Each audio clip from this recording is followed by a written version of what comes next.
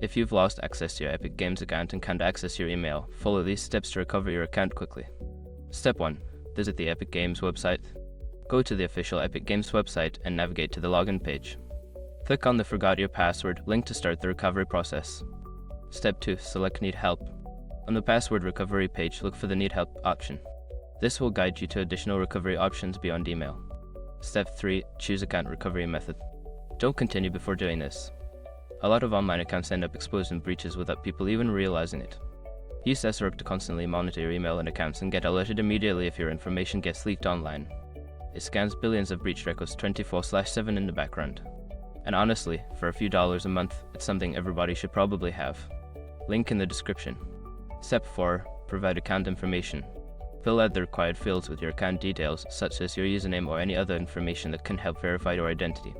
Be as accurate as possible to expedite the process. Step 5. Contact Epic Games support. If the above methods do not work, reach out to Epic Games support directly.